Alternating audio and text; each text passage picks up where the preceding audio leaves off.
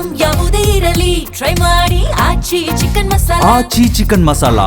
ರಾಜ್ಯದ 2 ಕ್ಷೇತ್ರಗಳ ಈ ಉಪಚುನಾವಣೆ ಆಯ್ತಲ್ಲ, ಮತದಾನ ಆಯ್ತಲ್ಲ, ಆ ಹೊತ್ತಿಗೆ ಸಾಕಷ್ಟು ಬೆಳವಣಿಗೆಗಳು ಕಾಂಗ್ರೆಸ್ ಪಾಳ್ಯದಲ್ಲಿ ಆಗೋಯ್ತು. ಪ್ರಮುಖವಾಗಿ ದಾವಣಗೆರೆಗೆ ಸಂಬಂಧಪಟ್ಟಂತೆ.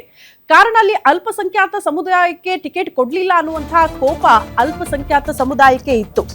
ಹಂಗಾಗಿ ಎಲ್ಲೇನೋ ಪಕ್ಷ ವಿರೋಧಿ ಚಟುವಟಿಕೆಯಲ್ಲಿ ಭಾಗಿಯಾದ್ರು ಅನ್ನೋ ಕಾರಣ ಇಟ್ಕೊಂಡು ಕೆಪಿಸಿಸಿ ಅಧ್ಯಕ್ಷರು ಅವರ ವಿರುದ್ಧ ಕ್ರಮ ಕೈಗೊಂಡ್ರು. ಈಗ ಅವರ ವಿರುದ್ಧ ಕ್ರಮಕ್ಕೆ ರಾಜ್ಯ ನಾಯಕರು ಆಕ್ಷೇಪ ಹೊರಹಾಕಿದ್ದಾರೆ.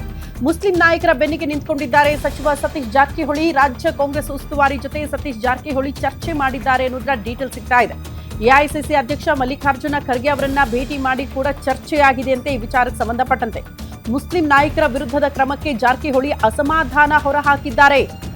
ರಿಸಲ್ಟ್ಗೂ ಮುನ್ನ ತರಾತುರಿಯಲ್ಲಿ ಕ್ರಮ ತೆಗೆದುಕೊಂಡಿದ್ದು ಸರಿಯಲ್ಲ ಅನ್ನುವಂತಹ ವಿಚಾರವನ್ನ ಸತೀಶ್ ಜಾರಕಿಹೊಳಿ ಅವರು ಎಐಸಿಸಿ ಅಧ್ಯಕ್ಷರನ್ನ ಭೇಟಿಯಾದ ಹೊತ್ತಲೇ ಪ್ರಸ್ತಾಪ ಮಾಡಿದ್ದಾರೆ ಅನ್ನೋದ್ರ ಡೀಟೇಲ್ ಸದ್ಯ ಸಿಗ್ತಾ ಇದೆ. ಈಗ ಅಲ್ಪಸಂಖ್ಯಾತ ಮುಖಂಡರ ವಿರುದ್ಧ ತೆಗೆದುಕೊಂಡಿರುವಂತಹ ಕ್ರಮ ಪಕ್ಷಕ್ಕೆ ಅತಿದೊಡ್ಡ ಸಮಸ್ಯೆ ಆಗಬಹುದು ಮುಂದಿನ ದಿನಗಳಲ್ಲಿ ಅನ್ನೋದನ್ನ ಮನವರಿಕೆ ಮಾಡಿಕೊಟ್ಟಿದ್ದಾರೆ ಸಚಿವ ಸತೀಶ್ ಜಾರಕಿಹೊಳಿ.